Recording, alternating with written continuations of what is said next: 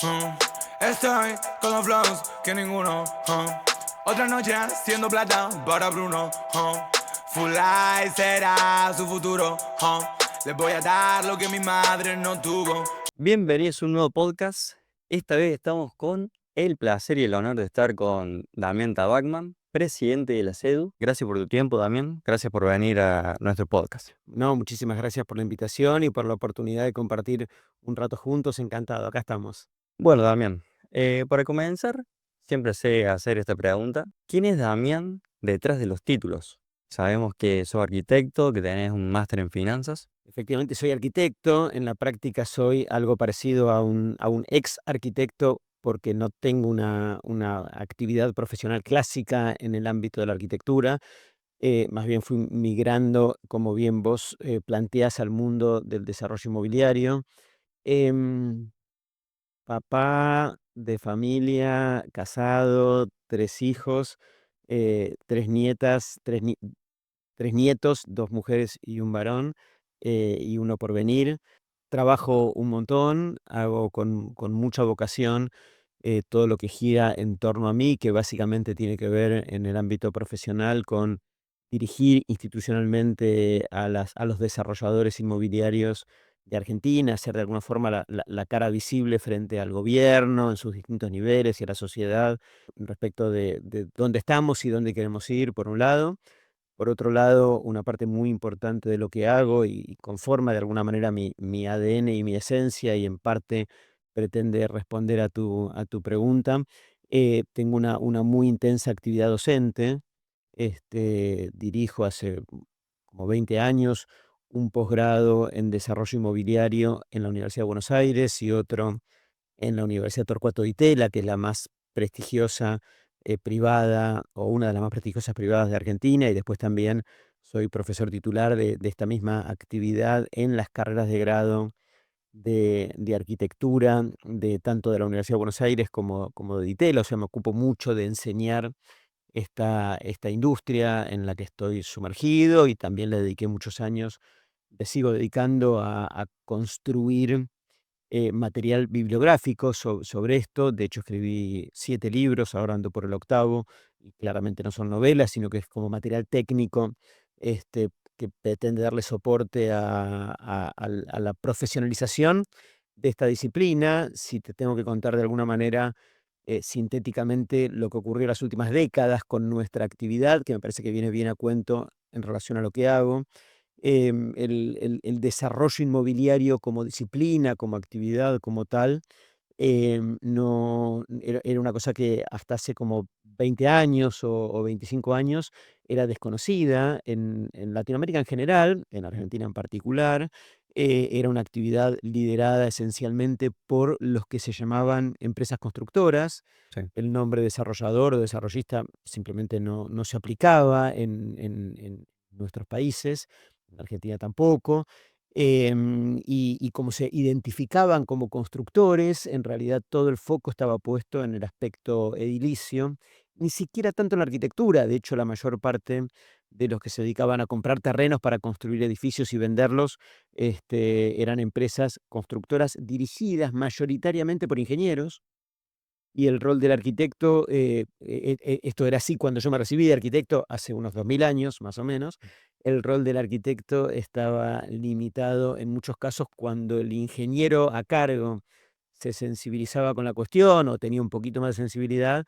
Le encomendaba al arquitecto eventualmente que trabajara sobre la fachada, que interviniera un poco en el hall de acceso, y te diría que esencialmente nada más. Por supuesto que no era ni siquiera alguien invitado a participar del proceso edilicio, del proceso constructivo.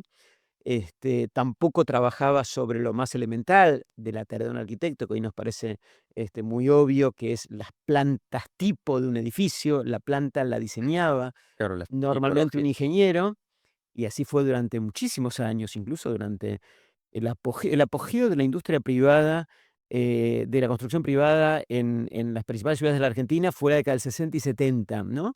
Ahí se construyó mucho, mucho, mucho, y de hecho la gran fisonomía urbana de nuestras ciudades obedece a lo que se construyó en gran volumen en aquella época. Y tanto el aspecto esencialmente arquitectónico, hechos tales como el hacer la planta tipo de un edificio, o incluso la interpretación de las normativas urbanísticas y de los códigos, eran todas tareas que hacían ingenieros. Em, Mi papá ya falleció, que en paz descanse, hace varios años, era ingeniero, entonces de alguna forma era una figura reconocida en el mercado haciendo esas tareas. Yo me recibí, empecé a trabajar con él y estaba un poco incómodo en este rol tan subsidiario, tan limitado, ¿no? Tan pequeño que le quedaban a los arquitectos. En parte traté de ocupar más espacio en mis primeras etapas de la vida profesional, pero al mismo tiempo me pareció que tenía sentido empezar sobre todo, inspirarme en lo que veía en otras partes del mundo, en particular en Estados Unidos, en donde ya sí el rol del desarrollador era más relevante, y empecé a tratar de importar ese modelo en el cual había alguien, en Estados Unidos se lo llama developer, que es la traducción de desarrollador al inglés, y tratar de importar como ese formato, ese modelo a la Argentina, y un poco esa inspiración de aquellos años, décadas atrás, marcó en buena medida mi carrera, que incluyó desde abordar el mundo universitario para darle formalidad e institucionalidad a la figura del desarrollador, dar clases, escribir libros, empezar a crear y a darle volumen a las instituciones que agrupan a los desarrolladores en la Argentina y que los representan, y finalmente, en los últimos años, liderar este espacio y ser el presidente de la Cámara, ¿no? Excelente. Eh, Damián, si te parece bien, volvamos un poco para atrás en tu vida. ¿Qué cosas te influenciaron para poder estudiar arquitectura? Si tuviera que plantearlo como en blanco sobre negro y de forma muy sintética y muy simple, em, obedeció a una iniciativa que por ahí puede parecer totalmente superficial, y que en esencia creo que lo fue, pero bueno, finalmente, respondiendo a tu pregunta, eso es lo que en aquel momento, por lo que recuerdo, ¿verdad? Efectivamente ocurrió hace tantos años, pero por lo que recuerdo obedeció a un par de cuestiones. En primer lugar, la impronta familiar de mi padre, que era ingeniero y que estaba en el mundo de la construcción, vi que venía realizando una carrera que estaba muy bien, entonces me parecía que empalmar la actividad profesional junto con él tenía sentido, y tenía muchísima más facilidad, parece mentira, ¿no? Tenía, y sigo teniendo, muchísima más facilidad por el dibujo que por la matemática, ¿no? Por el dibujo que por la matemática. Los ingenieros tienen una cabeza, me consta, muy matemática. La mía tenía poco de matemática, pero sí, siempre desde que nací dibujé notablemente bien, sigo dibujando y pintando, tengo una beta artística que nunca la profesionalicé, pero que siempre la tuve. Hoy en día los arquitectos utilizan todas las herramientas de la computación para expresarse, pero cuando yo estudié no estaba inventada la computadora, mirá lo que te digo, literal, aunque parezca increíble, efectivamente era así, hice toda mi carrera sin que existieran las computadoras con nosotros, porque se usaban para grandes compañías como IBM o qué sé yo, Claro. pero no para los estudios universitarios. Entonces, la comunicación del arquitecto, como había sido toda la historia de la arquitectura y de la humanidad, era evidentemente con un lápiz, un papel y una mano habilidosa para dibujar. Entonces, este talento que siempre tuve para dibujar me llevó a que quisiera dedicarme a la construcción, pero desde el rol más del arquitecto que de la matemática y de la ingeniería, ¿no? ¿Qué cosas hermosas y lindas te llevas de la universidad? A mí me parece que la formación del arquitecto como tal es extraordinaria, ¿no? Es extraordinaria porque tiene esta combinación de lo humanista, de lo artístico, de lo científico.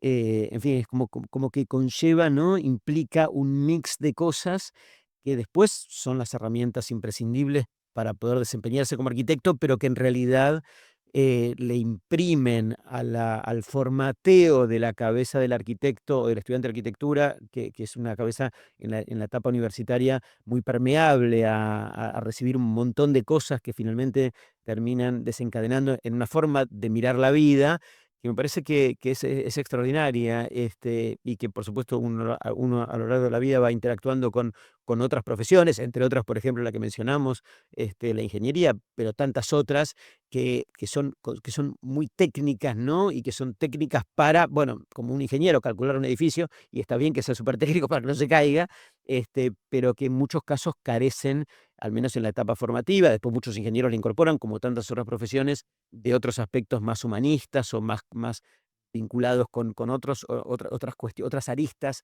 tan importantes del devenir de la vida humana, que me parece que el arquitecto en su etapa formativa lo incorpora, y eso me parece extraordinario, y a mí mismo me resultó súper inspirador toda la vida para desempeñarme en la vida profesional, valga la redundancia, con eso arriba de los hombros. Me pareció espectacular eso. Bien. ¿Vos cuando te recibiste, Damián, empezaste a trabajar con tu papá? Empecé a trabajar con mi papá. Y esta cuestión, padeciendo, entre comillas, este aspecto tan acotado al que nos dejaban, o que nos dejaban hacer como arquitectos, em, pero muy lejos de lo que finalmente terminó siendo mi vida profesional en las últimas décadas, orientada al desarrollo inmobiliario. De hecho, estaba fuera de agenda completamente que yo me dedicara a algo parecido al desarrollo, porque mi papá hacía construcción, pero no era un desarrollador, no lo era, más bien trabajaba para desarrolladores inmobiliarios, empresas constructoras, como le decían en aquella época. Él hacía la parte de ingeniería o de construcción para terceros, que eran los que lideraban los emprendimientos, y para mí el desarrollo inmobiliario era una cosa completamente alejada, y incluso muy distante de lo que era mi vocación personal. Durante muchos años estuvo alejada de los números en general, y los números no solamente son la columna vertebral del mundo de la ingeniería, sino que también lo son del desarrollo inmobiliario, ¿verdad? El desarrollo inmobiliario respira números, respira cuentas, Claro. y todo eso me resultaba muy ajeno. Así que, de hecho, desembarqué en el mundo del desarrollo bastante después de haberme recibido. Damián, vi en el libro que escribiste que empezaste con un lavadero. Hacen hincapié en un lavadero. ¿Nos podrías contar cómo fue eso? Sí, bueno, la práctica profesional, inicial suele ser captar, la encomienda, de la tarea que alguien, por alguna razón, te la dé, ¿no? Sí. En aquel momento fue un señor que quería un lavadero, pero podría haber sido cualquier otra cosa. Suena como de algún impacto y simpático que haya sido un lavadero, pero podría haber sido literalmente cualquier otra cosa, ¿no? Mm. Pero bueno, es efectivamente los primeros pasos del arquitecto, que es, estar un poco atrás del celular y el WhatsApp para ver si alguno le manda algún mensaje encomendándole: haceme un lavadero o haceme la refacción del baño o la cocina o lo que fuera. Y después, a partir de eso, empieza todo un devenir que suele ser muy complejo, porque por un lado implica, el hacerlo como corresponde, ¿no? Y profesionalmente de forma consistente. Que bueno, que uno cuando recién empieza, sin mucha experiencia, pero sí suele tener las herramientas que la facultad te da para poder hacerlo, con lo cual, las primeras grandes dificultades de quien empieza, con una carrera profesional, en muchos casos uno le tiene miedo a no hacer la tarea como tal, y estar a la altura de la encomienda que uno recibe desde Claro. el punto de vista técnico. Pero lo cierto es que en muchos casos, más temprano que tarde, termina siendo bastante más difícil no dar la respuesta técnica correcta, que uno la da lo mejor que puede, sino la contracara de eso, como cualquier tarea profesional, que tiene que ver con cómo se cobra, cuánto se cobra, Claro. lograr tener una retribución económica por la tarea que uno hace, que esté en línea, con la calidad de lo que uno entrega, pero simultáneamente con lo que uno necesita para poder vivir. Y eso, todo ese capítulo al principio de la carrera profesional suele ser bastante cuesta arriba, con lo cual lo simpático del lavadero, por un lado, es que fue un lavadero, pero simultáneamente el descomponer esas primeras tareas profesionales en sus dos aspectos, los dos igualmente importantes, obvio. Uno es el hacerlo bien, pero la contracara de eso es el aspecto retributivo, que en muchos casos al principio de la carrera profesional es muy cuesta arriba, y eso también de alguna forma fue un incentivo que yo tuve potente a la hora de pensar cómo podía sobrellevar estas dificultades del cobrar por la tarea cuando no es fácil hacerlo, y tratar de meter un poco más en el negocio del desarrollo como tal, que es un poquito más generoso, si querés, cuando uno logra hacerlo de forma eficiente y consistente a la hora de tener alguna retribución, ¿no? Por la tarea que uno hace. Claro. ¿Cómo fue el introducirse al desarrollo inmobiliario, las primeras obras, las primeras experiencias? Si querés, es como un anecdotario propio de lo que me pasó a mí, que no tiene por qué ser ejemplo ni inspiración de nadie, pero bueno, te respondo porque me lo preguntás. Em, Tan pronto como me recibí y un poco influenciado por mi formación de la escuela secundaria y adicionalmente por la formación de la Universidad de Buenos Aires, de la facultad, venía con una impronta muy fuerte por el lado de vuelta del dibujo, del arte y del humanista, ¿no? En la escuela secundaria, una escuela secundaria que tenía una fuerte impronta humanista, y después la facultad tenía una arista artística potente que se complementaba con la arquitectura, con lo cual mientras estudié arquitectura, decidí estudiar filosofía y letras, con orientación también en la Universidad de Buenos Aires, con orientación al mundo de las artes, en particular la historia del arte. Terminé arquitectura, años después, poquitos años después, terminé esta otra carrera y estaba muy orientado a hacer de mi carrera profesional algo que estuviera muy focalizado en el mundo del arte y de la cuestión humanista.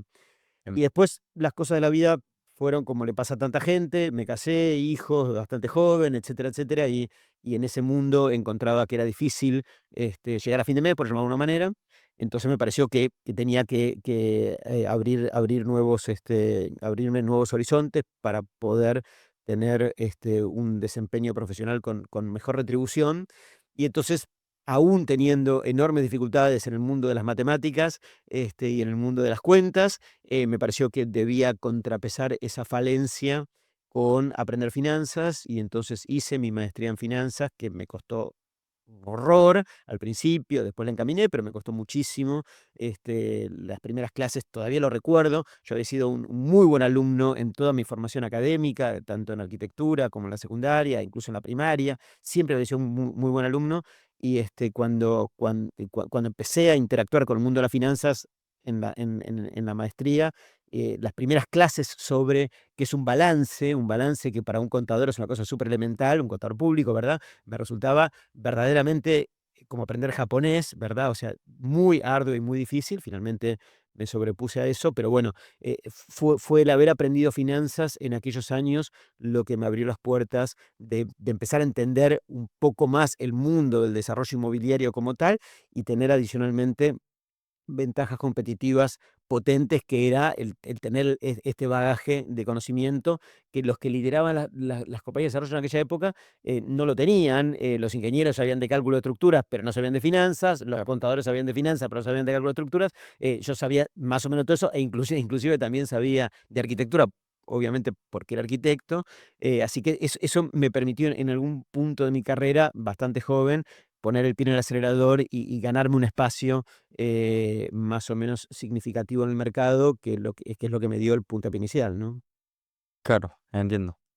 Eh, Con lo cual, si querés, si pudiera dar como una recomendación, y esta sí es una recomendación, en mi carrera profesional fue muy, muy importante, y esto me tomo la libertad de recomendarlo como tal, el adquirir herramientas académicas sólidas y potentes para desempeñarme después en la vida profesional, sabiendo, no de forma autodidacta, sino habiéndolo aprendido de forma sistemática y como corresponde, de arquitectura, de arte, de filosofía, que por supuesto también sirve, y no porque haya estudiado en algún librito que me compré en una librería, sino por haber ido a la universidad y haberlo aprendido, así como también la maestría en finanzas. Esos larguísimos años dedicados a estudiar sistemáticamente, después generan y construyen un bagaje profesional muy potente para tener ventajas competitivas y desempeñarse en la vida.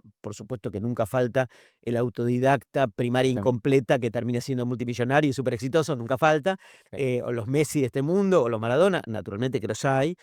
Pero bueno, para todo el resto de la humanidad, entre los que me incluyo, el estudiar mucho es útil. excelente. Eh, Antes de meternos en profundidad con el desarrollo inmobiliario, quería hacerte una pregunta. Noto que tenés una buena oratoria.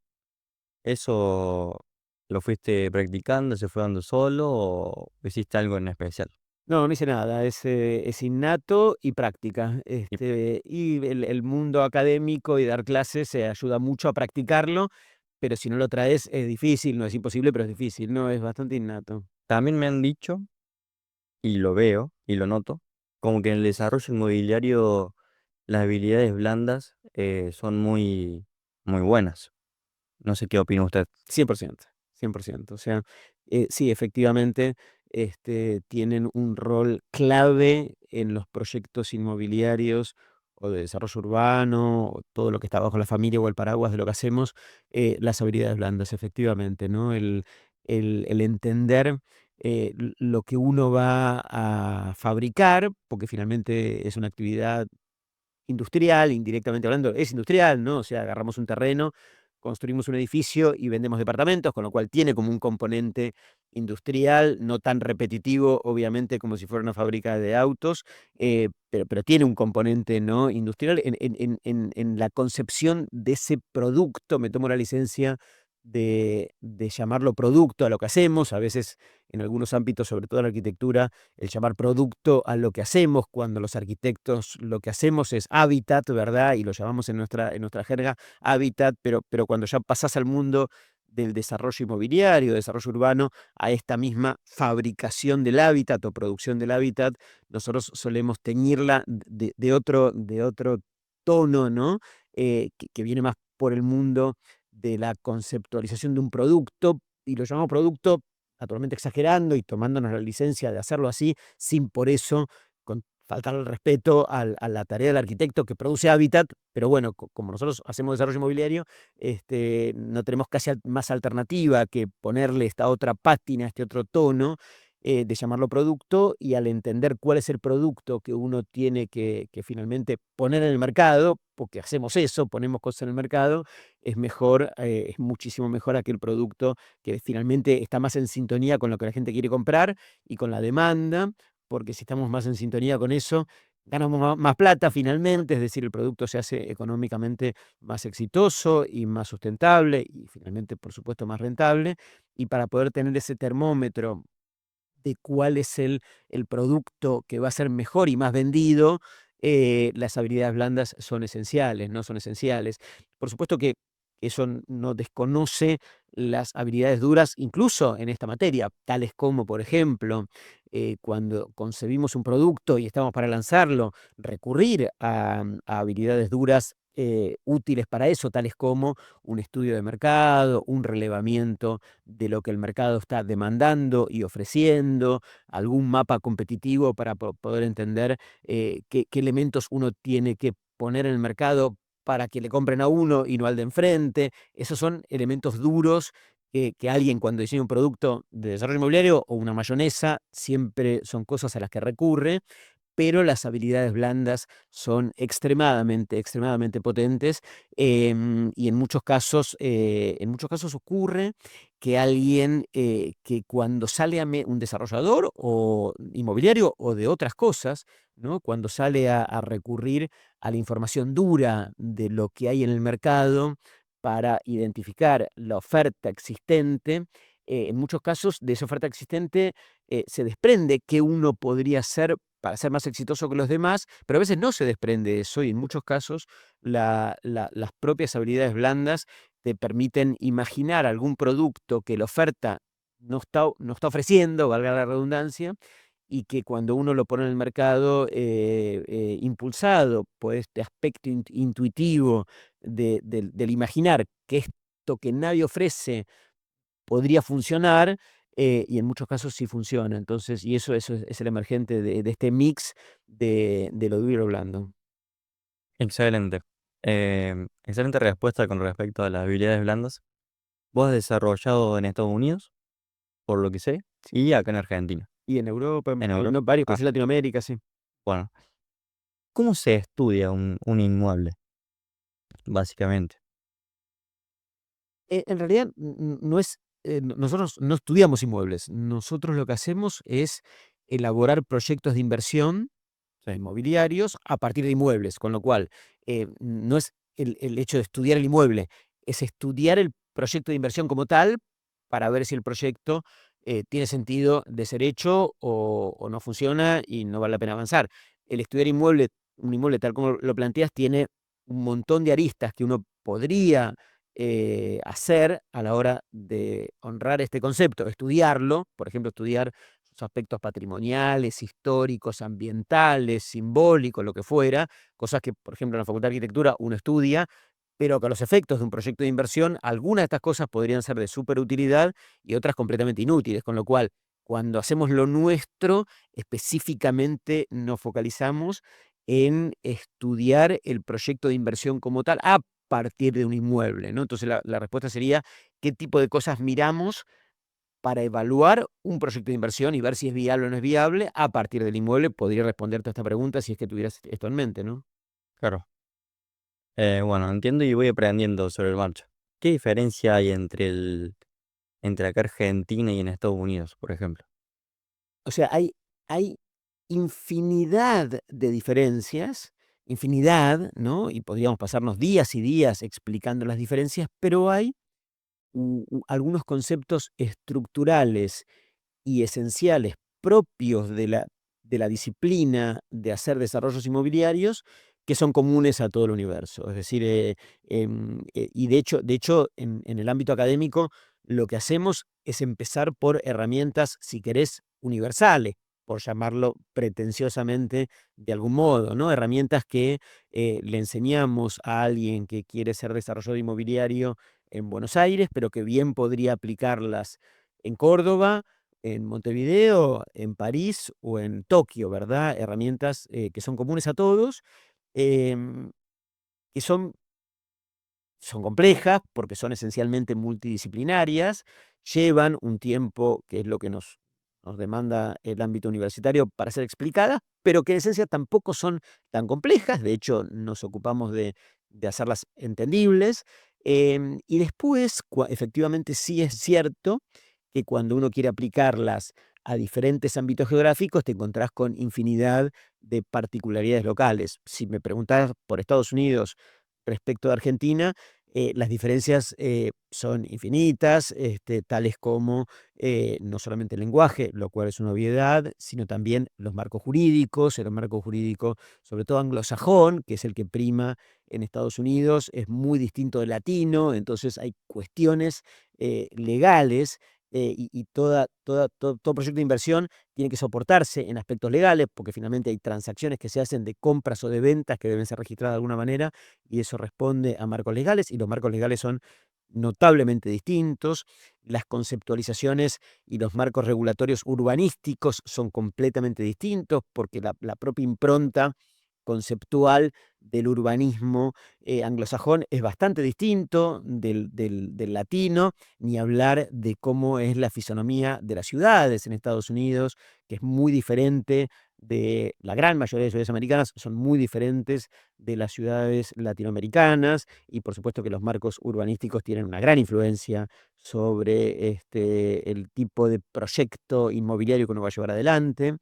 Ni hablar de los aspectos de financiamiento. En los aspectos de financiamiento de los proyectos las diferencias son abismales, ¿verdad? Las herramientas de financiamiento, de donde provienen los recursos económicos para que los edificios puedan hacerse, son muy diferentes en el mundo desarrollado en general respecto del mundo en desarrollo, subdesarrollado, como somos nosotros en particular, y eso genera como una conceptualización de producto, de tipo de cosa que uno va a hacer, de herramientas que tiene el comprador para comprar, que en Estados Unidos son muy distintas de las que disponemos en Argentina.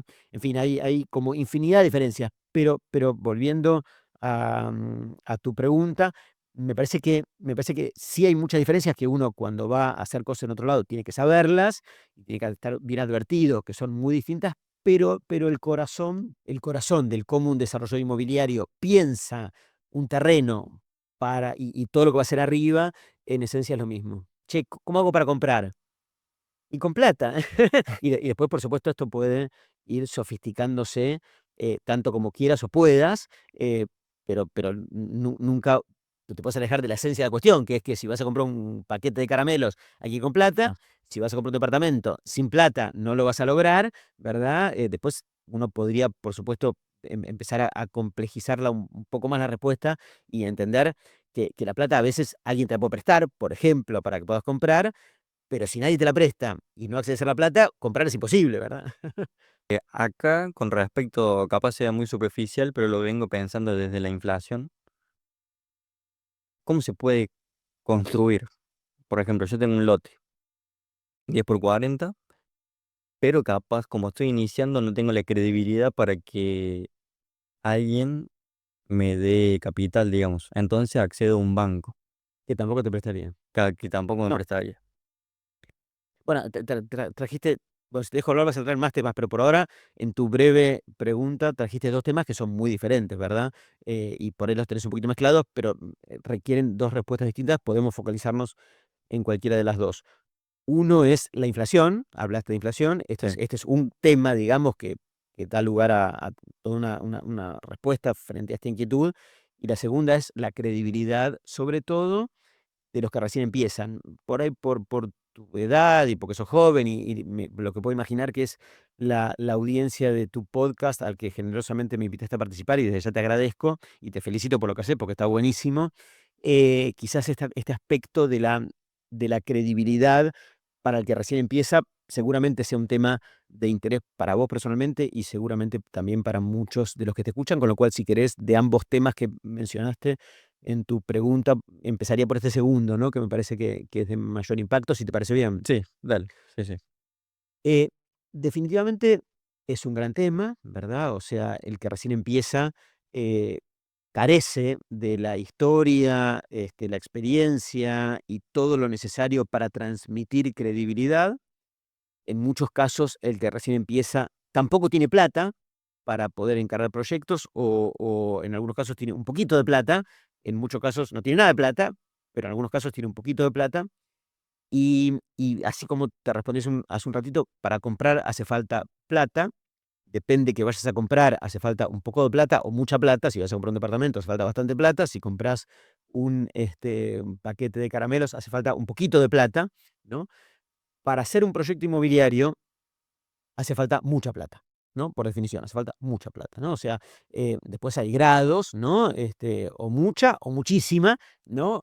Pero la primera definición de mucha plata va en sintonía con algo esencial de nuestra actividad. Nuestra actividad insume y requiere indefectiblemente mucha plata, y juntar mucha plata para el que no la tiene es súper dificultoso en cualquier lugar del planeta, ¿verdad? O sea, esto pasa le pasa al que se recibe de arquitecto en Córdoba, pero también al que se recibe de arquitecto en Tokio, en España, donde sea.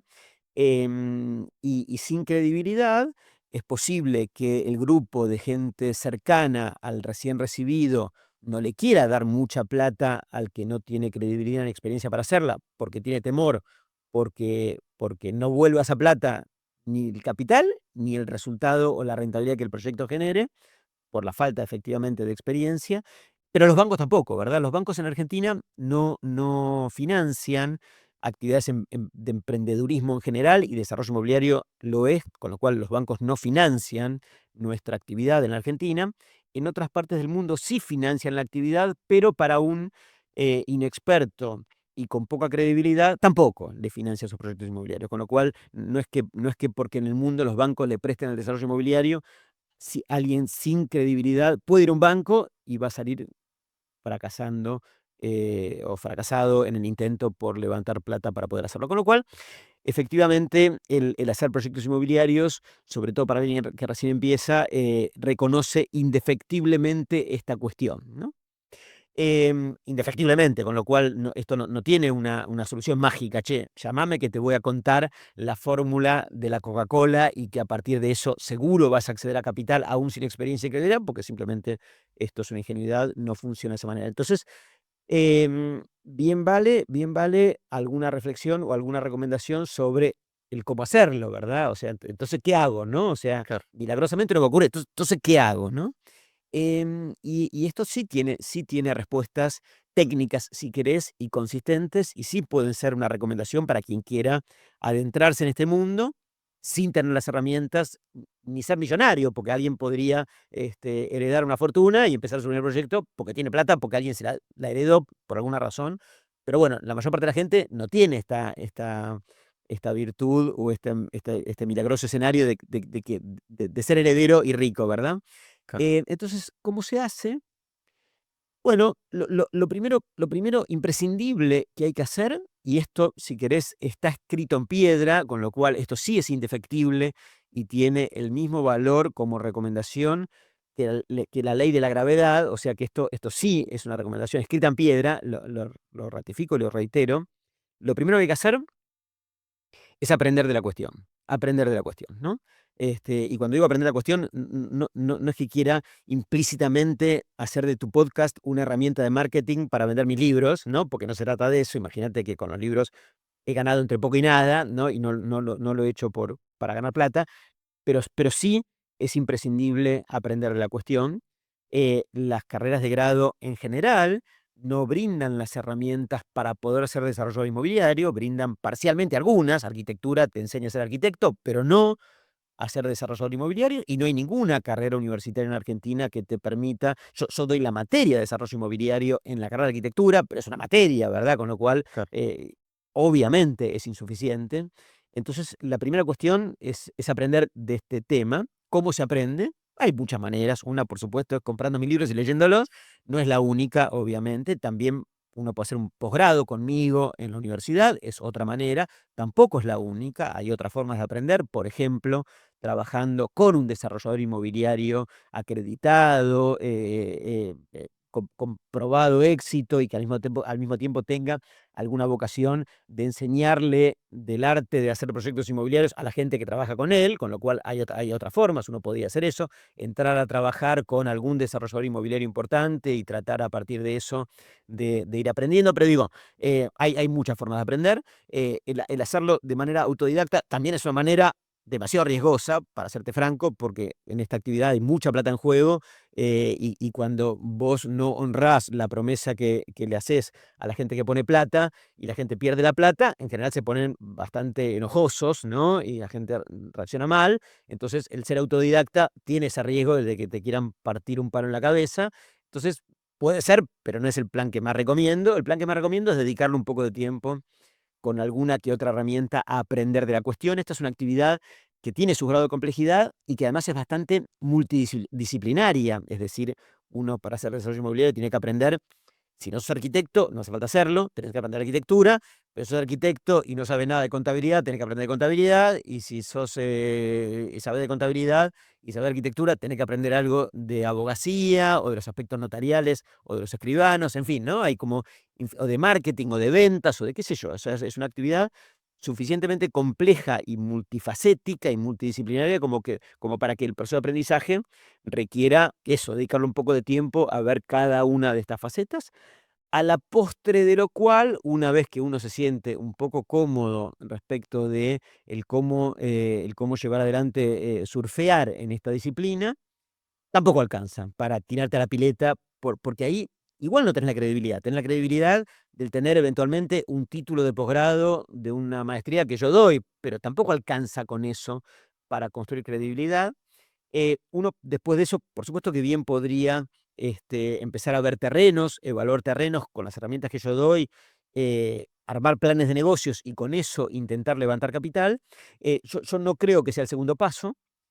Podría serlo, pero no creo que sea el segundo paso. Para mí, el primer paso es aprender, y el segundo paso no es tanto el tener buenos planes de negocios elaborados en base a las técnicas que se aprenden estudiando conmigo o con mis colegas, sino crear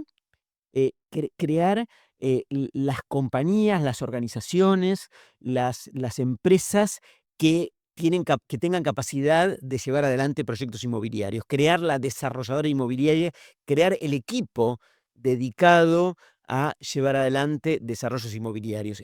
Como esta es una actividad muy multidisciplinaria, reitero mucho este concepto, porque lo es, y cada disciplina, cada subdisciplina que involucras es compleja per se, por sí misma.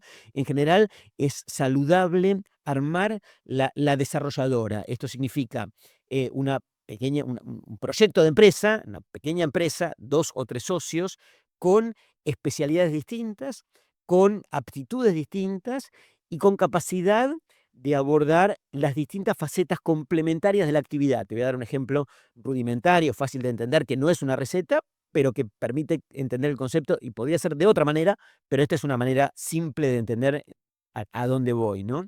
Una desarrolladora inmobiliaria integrada por 3 socios, digo, podrían ser 20, ¿no? Pero ponele 3, ¿verdad? Bien.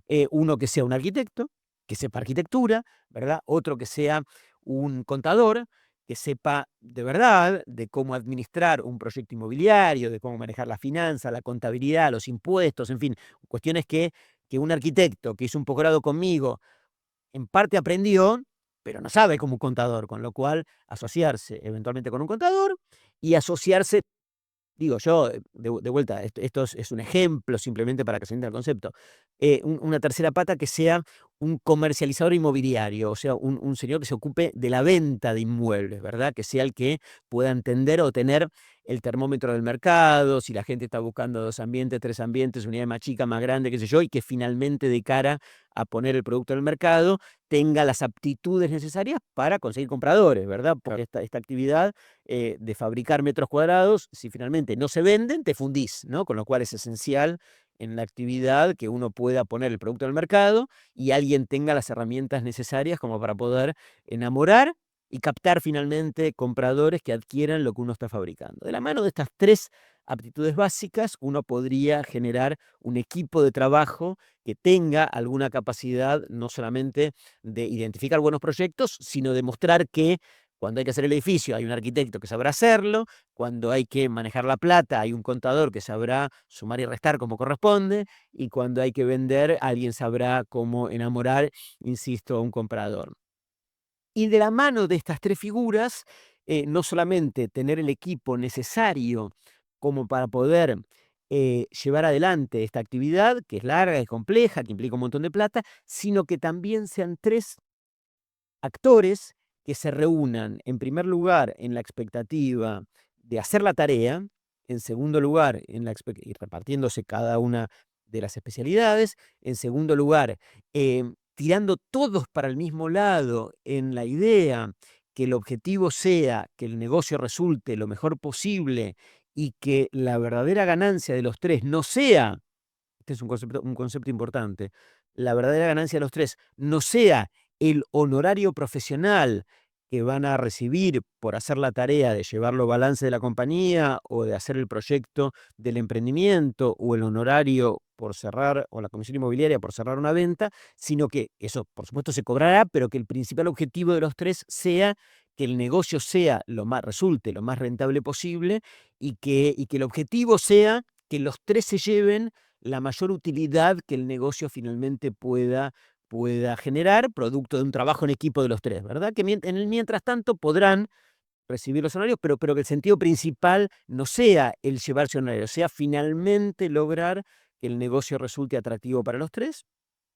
Y adicionalmente, y no menos importante, que para que todo eso, y no menos importante, para que todo eso finalmente se vuelva posible, lo que hace falta es que aparezca el capital, ¿verdad? O sea, si no aparece el capital, la plata, el efectivo, lo necesario para que el terreno pueda ser adquirido y la obra pueda ser financiada con recursos contantes y sonantes, esto no es posible, ¿verdad? Por mejor plan de negocio que vos tenés, por mejor equipo que hayas armado, si la plata no aparece, el edificio no se hace y el proyecto no pasa de ser un Excel esto no se trata de hacer Excel, se trata de hacer el edificio, ¿verdad? Claro. Y entonces la energía por tocar timbres e involucrar a gente que ponga plata para que el negocio sea posible, esté estructurada, esté depositada y esté basada esencialmente en el esfuerzo de los 3 y los 3 se sientan en la capacidad de hablar cada uno con sus amigos, cada uno con sus parientes, cada uno con la gente cercana, para proponerles un plan de negocios que basado en que primero se recorrió la etapa formativa y este grupo, este germen originario de una desarrolladora inmobiliaria cuenta con el know-how para poder hacerlo, con las herramientas académicas, que finalmente se armó un equipo de trabajo consistente, con capacidad de abordar las herramientas multifacéticas que tiene la disciplina, que va a prometer llevarlo adelante con consistencia.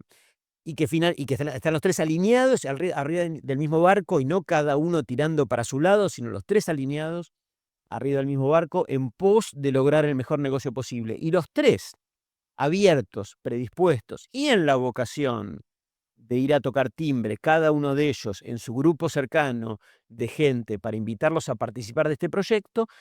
Recién, como tercera instancia, aparece lo importante, que es lo que el puntapié inicial para que esto suceda, que es la tercera etapa, ¿no? La primera, aprender; la segunda, armar la organización; y ahí sí, la tercera es, salimos bastante después, ¿verdad? Salimos a buscar terrenos, evaluamos terrenos, identificamos un terreno, a partir del terreno armamos un plan de negocios, y una vez convencido el plan de negocios es posible, tocamos timbres de todos aquellos que estaban en la agenda para invitarlos a participar con plata en el proyecto inmobiliario. En la medida que ese proceso sea exitoso, empieza un devenir que implicará un recorrido con infinidad de noches sin dormir, con infinidad de adversidades y complejidades, desde la macroeconomía y la política, que impactan tanto sobre un proyecto inmobiliario, hasta la municipalidad que te aprueba los planos, hasta una empresa constructora que no te entrega lo que le contrataste en tiempo y en forma. En fin, infinidad de cosas. Un inversor que te prometió ponerte plata y que puso la mitad de la que prometió porque se fundió en el camino, o lo que fuera. Infinidad de cosas que son adversidades que se presentan en un proyecto inmobiliario, pero que, haciéndolas con consistencia, años después, perfectamente, si Dios quiere, se puede llegar a buen puerto. Es una cosa de mucha envergadura económica. Cualquier proyecto inmobiliario implica millones de dólares, que es mucha plata en cualquier lugar del planeta, a ser invertidos y transformados en ladrillos, expuestos a el devenir de lo que ocurre durante mucho tiempo, porque un proyecto inmobiliario se extiende desde que empezás a buscar un terreno hasta que entregás a la última unidad, 3 años, 4 años, qué sé yo, nunca son meses, siempre son años, ¿verdad? No son 20 años, pero algunos proyectos podrían serlo, por excepción, pues son muy grandes. En general, 3, 4 años. Imagínate un proyecto que empezamos hoy, hasta ahora, hoy, ¿verdad? Y que se va a entregar dentro de 3 o 4 años. Por supuesto que no importa cuándo lo escuchen tus seguidores, este podcast, seguro que cuando pones un proyecto en marcha, para saber si ganaste o perdiste real y fehacientemente, tenés que llegar al final, ¿verdad? Porque hacer cuentas antes del final siempre son transitorias, ¿no? Porque sobre el final pueden pasar cosas, buenísimas o pésimas, ¿no? Uno nunca sabe. Con lo cual, si de verdad ganaste o perdiste, esto sucede al final, a 3 o 4 o 5 años vista, y nadie que pone un proyecto inmobiliario en marcha sabe a 3 o 4 o 5 años vista ni quién va a ser el presidente de la nación, Sí. ni cuál va a ser la moneda de curso legal, ¿no? Dolarización mediante, o qué sé yo, ni quién va a ser el ministro de Economía, ni cuál va a ser la inflación en ese momento, ¿no? Y aún así, con semejante incertidumbre, ponemos en marcha emprendimientos que implican un montón de plata, que van a estar expuestas a estas cosas, ¿no? Que en el medio del proceso cambie todo, en el mejor de los sentidos o en el peor de los sentidos, digo, y ni hablar de la Argentina, que es un país que es récord mundial indiscutible en volatilidad macroeconómica y política, ¿verdad? Con lo cual uno pone plata en esta actividad y está expuesto a estas cosas, ¿no? Volatilidad que puede ir en un sentido o en otro, de manera tal que lo que nosotros hacemos está lejísimo de ser un juego, y hay que tomarlo con extrema y muy profunda seriedad, ¿sí? Sí, entiendo. Eh, Damián, ¿te ha pasado alguna crisis en donde te ha dejado muchas enseñanzas? 63 tengo, imagínate, ¿no? Sí, muchísimas crisis y muchísimas enseñanzas. Sí, y me parece que en ese sentido, la Argentina, cuando me tocó hacer proyectos en otras partes del mundo, la Argentina es un doctorado en esta materia, ¿no? Porque como hay crisis con tanta frecuencia, el construir paraguas para poder abrirlo cuando se larga la tormenta, es algo que el argentino lo lleva como muy a flor de piel, y en aquellos países en los que me tocó trabajar, que parecen los más estables del mundo, por ejemplo, Uruguay, qué sé yo, ¿no? Que no fue estable toda la vida, pero ya hace varios años que es estable, y entonces son herramientas que está muy bueno tenerlas, y que a veces nos permiten destacarnos, ¿no? El caso de Uruguay, es interesante mencionar el caso de Uruguay, sobre todo Punta del Este, o el caso de Miami, por ejemplo, en Estados Unidos. Me ha tocado trabajar en esos dos mercados. Y te traigo esos dos mercados a cuento porque son dos mercados en los cuales en el desarrollo inmobiliario la presencia de argentinos exitosos es muy, muy notable, ¿no? Casi hasta llama la atención, ¿no? No pasa en muchos otros lugares, pero en esos dos mercados puntualmente sí pasa mucho, ¿no? Casi te diría que la mayor proporción de desarrolladores inmobiliarios exitosos en Punta del Este y en Miami son argentinos. La mayoría, por supuesto, que viven allá en estos mercados hace muchísimos años, con lo cual ya son gringos, si querés, pero son argentinos literalmente hablando, ¿no?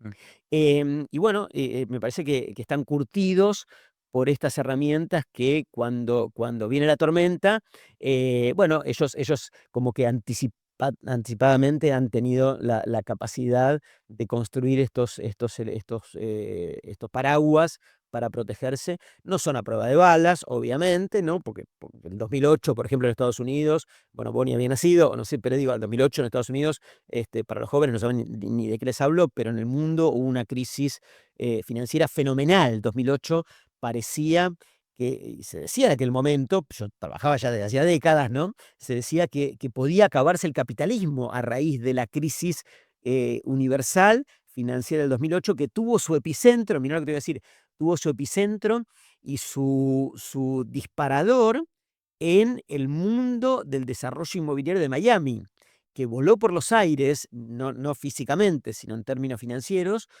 totalmente, y el valor de las propiedades se destruyó, aún en el país más seguro del mundo, como Estados Unidos, literalmente se destruyó, y eso se generó como una ola expansiva en toda Europa y en todo Estados Unidos, y el puntapié inicial fue efectivamente el desarrollo inmobiliario de Miami, y la verdad que de los que tuvieron mejor capacidad de resistir frente a semejante tsunami, fueron desarrolladores argentinos, milagrosamente, pero así fue, y en buena medida porque, bueno, estaban recontracurtidos por la N Claro. crisis de las hiperinflaciones y tantas cosas que en la Argentina tuvimos durante tantos años que son horribles, pero que, bueno, que son muy formativas al mismo tiempo. Claro. Eh, con respecto a la crisis, se habla mucho de la crisis de 2001. Sí. Después, en el 2003, hubo como un boom de construcción. ¿Cómo es ese cambio de mentalidad prácticamente? De estar resguardado y después empezar a confiar de nuevo, digamos. ¿Sabes qué? Fue un fenómeno, no fue el único tan fuerte de la Argentina, porque hubo otros igualmente fuertes, ¿no? El Rodrigazo, que es lo que pasa, que el Rodrigazo casi todos no nos acordamos porque fue hace muchísimos años, pero el Rodrigazo fue una bomba atómica. La hiperinflación del final del gobierno de Alfonsín y del principio del gobierno de Menem fue otra bomba atómica, y el 2001 fue otra. Y si hacemos historia, ¿no? Yo no soy un historiador de la economía, pero sí la sufrí, con lo cual, la verdad que hubo varias especialmente fuertes y especialmente potentes y súper disruptivas, y que después nos marcaron por años y años. La del 2001, sí, de las últimas, fue naturalmente la más dolorosa. Y yo te diría que uno debería, uno tendría que, para responder bien a tu pregunta, recurrir a gente que no soy yo mismo para poder darte respuestas técnicas consistentes en relación a por qué, cómo es la dinámica del devenir de la macroeconomía, para que uno pueda pasar de estar en el fondo del mar 2001 y 3 o no sé, fue un poquito más, no fue 2003, fue por ahí más 2004, y yo te diría un poquito más 2005, digamos, ¿no? No fue tan rápido como 2003, pero sí es verdad que unos pocos años después, el rebote había sido muy fuerte, y estos primeros años del gobierno de Néstor Kirchner tuvieron un crecimiento económico tremendo en la Argentina, y la verdad que no tengo elementos de la macroeconomía para explicarte a qué se debe eso, a qué se debió ese rebote tan brutal, pero sí tengo elementos desde la perspectiva de las inversiones inmobiliarias, de a qué yo atribuiría un rebote tan fuerte en la economía en su conjunto y en particular en nuestra actividad, que sí, tal como vos lo mencionás, vos no lo viviste obviamente, pero sí lo habrás leído o lo habrás escuchado, sí fue muy, muy potente y muy robusto en esos años. Y yo te diría que si tuviera que recontrasimplificar la respuesta, y creo que en esencia no es mucho más compleja que esta respuesta simple que te voy a dar, tiene que ver con que a la salida del 2001 la Argentina era extremadamente, reitero el concepto, extremadamente barata. Todo en la Argentina valía nada, medido en dólares, ¿verdad? Sí. Muy barata. ¿Y por qué era muy barata? Porque nadie quería poner $1 en la Argentina porque estábamos en el medio del tsunami, con lo cual cuando se produce un tsunami de semejante naturaleza, semejante impacto, el capital huye, ¿no? El capital huye a consecuencia de que es un descontrol completo y total. Y cuando el capital huye, lo esperable es que, como no hay $1 en la Argentina para nadie, las cosas en dólares se vuelvan muy baratas. Y efectivamente lo que ocurrió.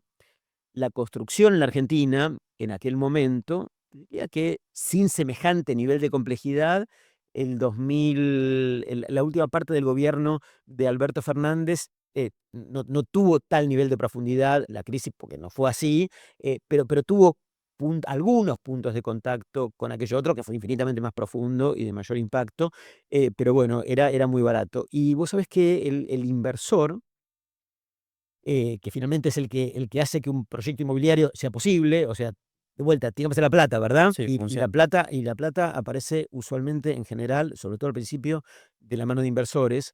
Los inversores tienen lo que explica su comportamiento, para explicarlo de manera recontra simplificada, y ahí acá, por supuesto, no me pueden tomar de manera literal, pero para simplificar la respuesta a tu pregunta, el inversor en general se comporta obedeciendo a dos grandes elementos que son como su input para que finalmente el inversor diga, ¿invierto o no invierto, verdad?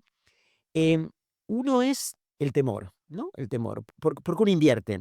Por temor. Entonces, muchas veces uno invierte para resguardar el patrimonio que tiene. Entonces, ¿por qué compro lo que compro? Bien. Porque tengo la plata en alguna cosa que si sigo teniéndola de esa manera, entro en zona de riesgo, entonces para resguardarme, a veces invierto. Los ladrillos, por ejemplo, suelen ser un resguardo de patrimonio, ¿no? La gente que gana en pesos.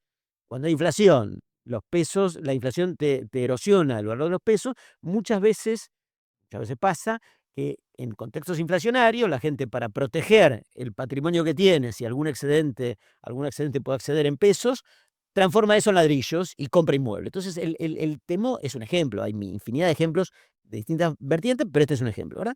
Entonces, para que se entienda. Entonces, muchas veces el temor, ¿no?, dispara decisiones de inversión. Me protejo en tal activo, compro oro, dicen, ¿no? Me protejo en el oro porque soy un inversor temeroso, entonces busco no lo más rentable, busco lo que me proteja de los tsunamis. Este es un input que dispara el comportamiento de muchos inversores, pero no de todos, ¿no? Algunos se comportan en base al temor.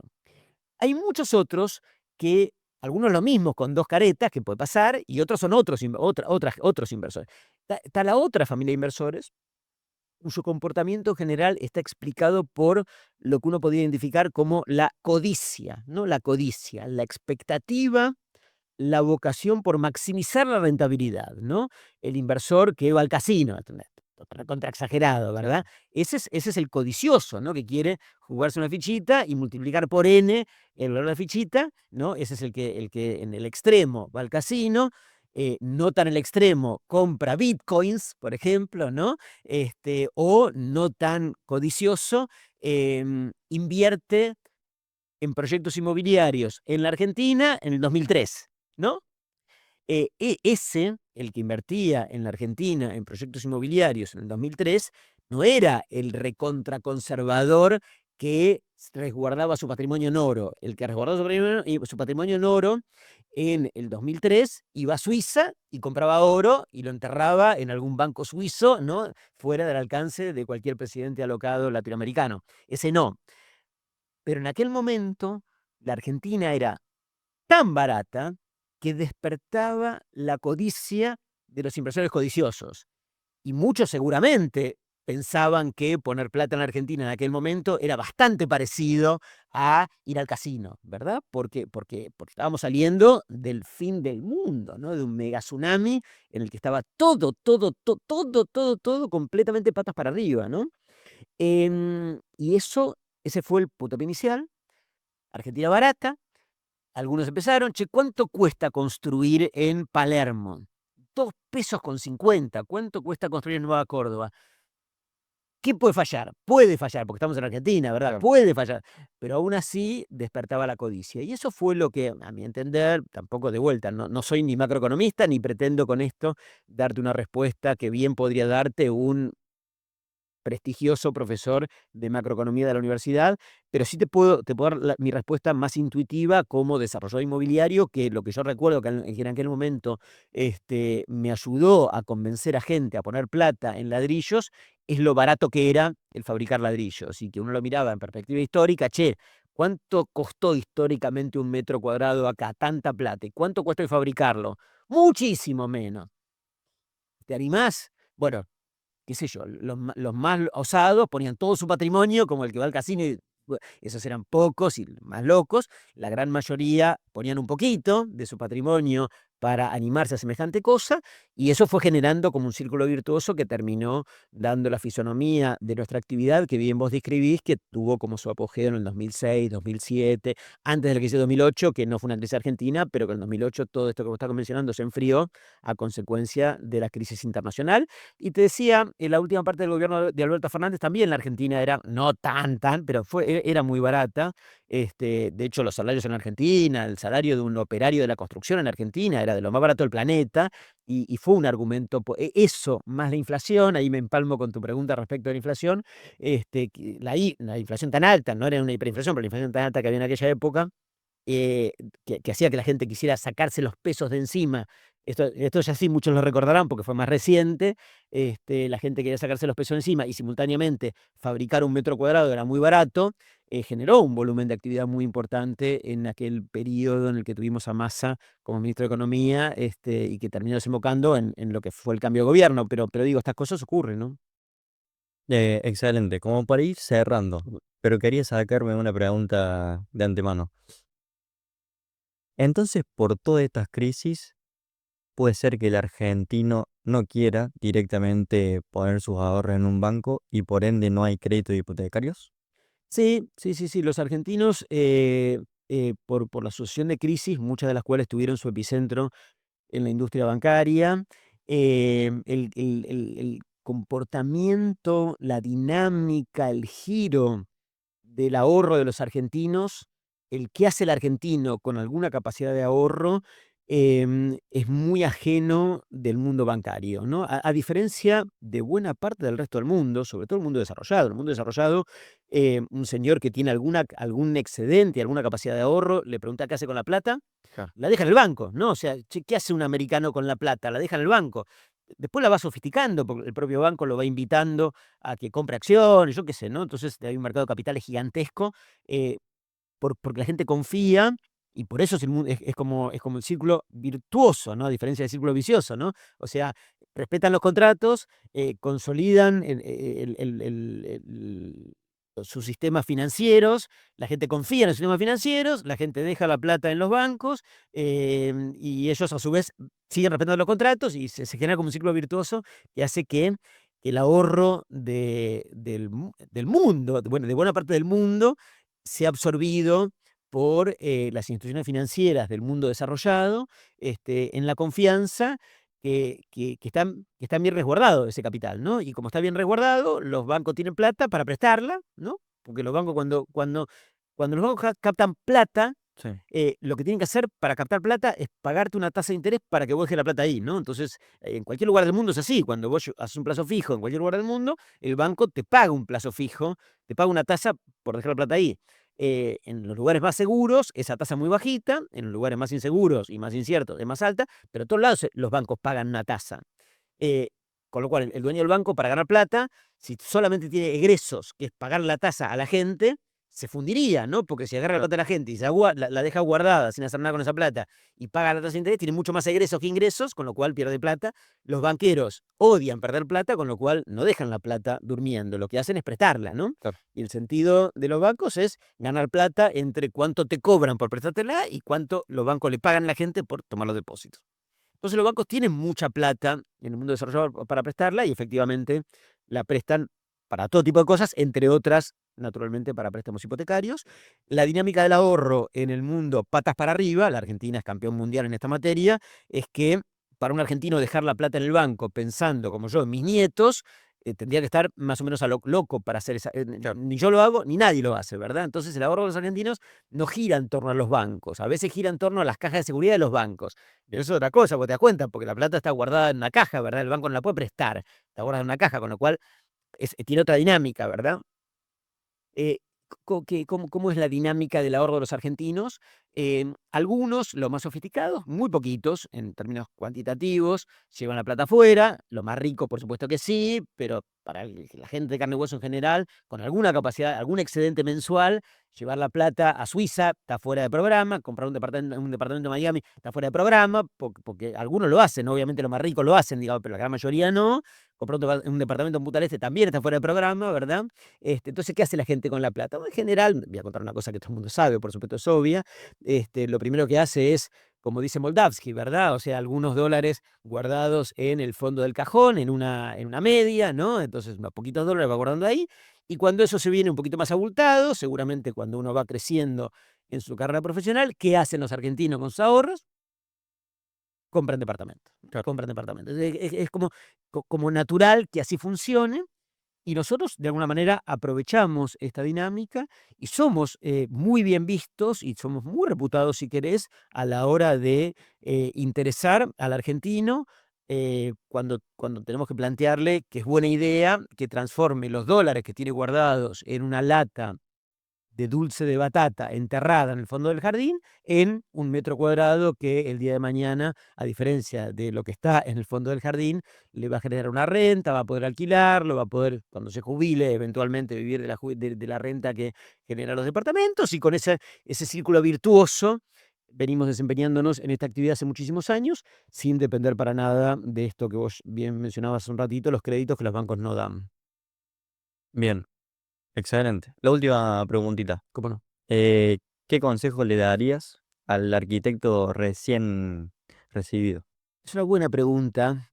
Em, para un arquitecto recién recibido, el conseguir trabajo es muy desafiante y el no conseguir trabajo es un problemón, sobre todo porque una vez que te recibiste, hasta que te recibiste, es más o menos lícito que tus padres te mantengan. Después que te recibiste, también puedes plantearlo o reclamarlo, pero tiene patas cortas, con lo cual más temprano que tarde tenés que encontrar la manera de autoabastecerte en términos económicos. Y trabajar para otros arquitectos es un camino posible, recomendable y es una forma de aprender, pero usualmente se paga poco, ¿no? Usualmente, no, no, por supuesto que hay infinidad de excepciones, pero usualmente se paga poco. Con lo cual, esta combinación de tener que empezar a llegar a fin de mes por tu propia cuenta, que alguien te encomiende una tarea como arquitecto independiente y recién recibido es dificultoso y se cobra poco, y trabajando para un estudio de arquitectura también se gana poco, aún con la virtud de ir aprendiendo, lo cual por supuesto suma, pero se gana poco. Y a medida que va creciendo, tus padres se ponen cada vez más ansiosos de que te autoabastezca, porque era la ley de la vida, ¿verdad? Me parece que lo que nosotros desde el desarrollo inmobiliario tenemos para decir al respecto es algo que a mi criterio es útil.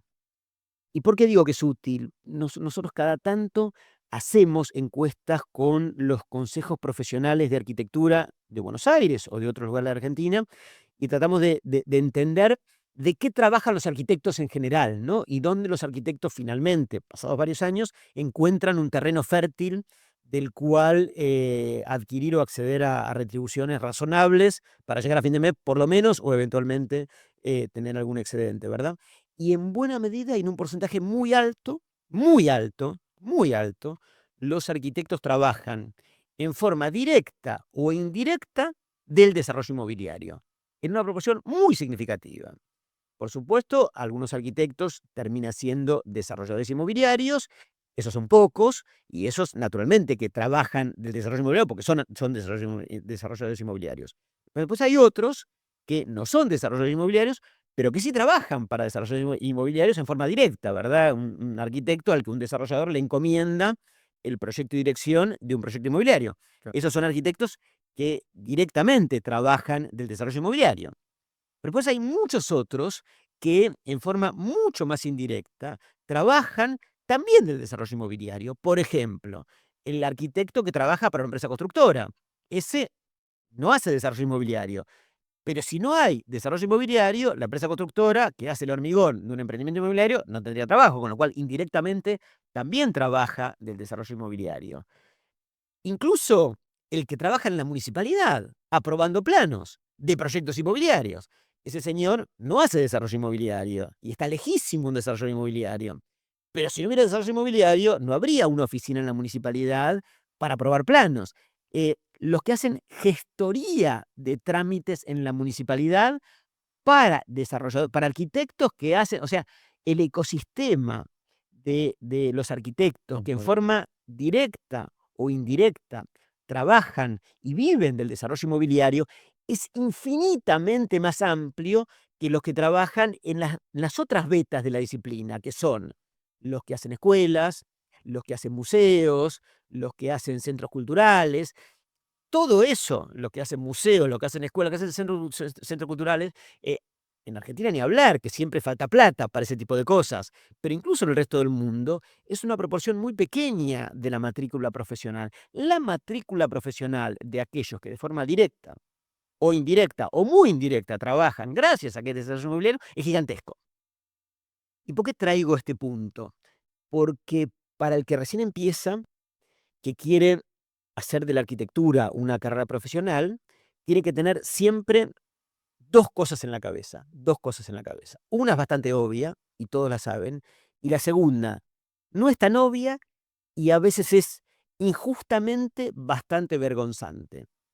La primera que es obvia es saber hacer bien la tarea, ¿verdad? O sea, vos vas a poder acceder a tareas profesionales si sabes hacer bien la tarea, lo cual va de suyo. La segunda, no tan obvia, no tan contada y a veces un poco vergonzante, es algo esencial que los arquitectos que recién se reciben en general no son muy conscientes de eso, pero que más temprano que tarde deben advertir que la cosa es así. Y es que para que alguien los contrate para hacer la tarea que ellos quieren hacer, deben indefectiblemente saber vender la tarea que quieren que sea contratada. Saber vender. Vender, ¿no? Para un profesional, ¿no? Un profesional no vende, ¿no? En la carrera uno aprende a que al profesional lo contratan y le pagan honorarios por la tarea que hace. No es así, ¿no? O sea, no es así, no funciona de esa manera, ¿no? O sea, en el mundo capitalista, todos los que quieren ser contratados por algo tienen que tener aptitudes comerciales, aptitudes de vender lo que quieren que les contraten. Por supuesto que el que vende pepino tiene que saber vender pepino y el verdulero tiene que saber vender pepino, esto es una obviedad. Los profesionales no son ninguna excepción a esta regla general. Los profesionales también tienen que saber vender. Los profesionales también tienen que tener aptitudes para poder vender.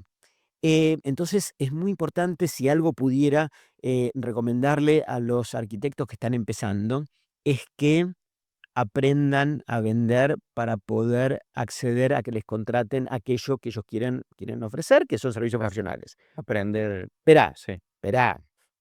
Y la fórmula más milenaria, más probada, desde que el hombre es hombre y de la humanidad, para poder ser eficaz a la hora de vender, ¿sabes cuál es?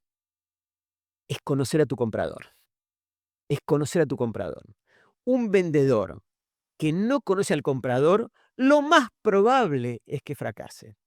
La forma más eficaz de poder vender es conocer a tu comprador. Porque si vos conoces a tu comprador, vas a poder estructurar mentalmente tu discurso, identificar con más potencia el producto que vas a vender, armar una técnica de venta mucho más eficaz porque vas a tener mucho más chances de pescar lo que el señor con la caña está intentando encontrar en ese momento. Entonces, ¿por qué yo traigo el cuento de los desarrolladores inmobiliarios? Que para el señor que va a hacer proyecto y dirección, para el señor que va a hacer gestoría de trámites municipales, para el señor que va a hacer aprobación de planos en la municipalidad, el desarrollador inmobiliario le puede resultar a alguien ajeno, lejano, no importa. Error. Porque cada una de estas tareas, cada una de las tareas específicas del arquitecto, para que al arquitecto se lo contraten, tiene que poder vender, no solamente tiene que hacer la tarea bien, si la hace mal, no va a andar, ¿verdad? Pero no solamente tiene que hacerla bien, sino que tiene que saber venderla. Y la mejor forma de venderla es conociendo al comprador. ¿Y sabes quién es el comprador que está al final del proceso de la cadena de valor de la práctica profesional de la arquitectura en la gran mayoría de las tareas que hacen los arquitectos? El desarrollador inmobiliario. O sea, al final del proceso hay un desarrollador inmobiliario, con lo cual, cuando yo tuve que explicar en la Facultad de Arquitectura de la Universidad de Buenos Aires que había que poner una materia, que es la que yo doy, que es desarrollo inmobiliario, y que tenía sentido explicar desarrollo inmobiliario en la Facultad de Arquitectura de la UBA, que no tiene por objetivo formar desarrolladores inmobiliarios, tiene por objetivo formar arquitectos, cuando tuve que defender en un jury importante, ¿no?, que esta materia tenía que estar, lo que yo expliqué es que tenía que estar porque era la forma más potente de darle herramientas a los futuros profesionales para que a la hora de vender el producto entendieran al que está del otro lado, entendieran al comprador. Era la forma más eficiente de comprenderme, porque si me iban a entender, iban a tener más chances, no solamente de hacer el trabajo como corresponde, cosa que la facultad tiene que enseñarles, sino también de vender su trabajo de cara a nosotros. Excelente también. Muy, muy claro todo. Muchas gracias por tu tiempo. Déjame que te diga, em, ¿puedo tomarme 2 minutos Sí, más? sí, ¿Puedo? sí, sí. ¿Viniste de Córdoba? Vine de Córdoba, de Río Cuarto, ¿Viniste en micro? en colectivo. ¿Viniste en colectivo?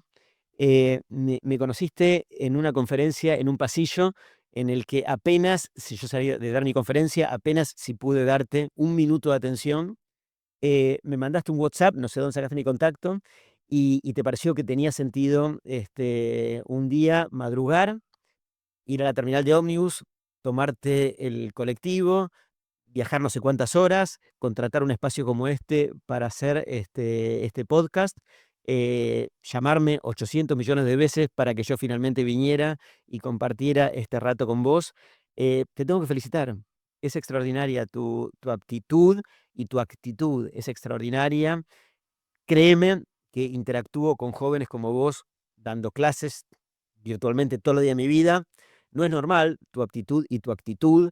Te quiero felicitar. Es extraordinario lo que haces. Sos distinto, sos diferente y te va a ir muy bien. Te felicito. Muchas gracias, Damián, por tus palabras.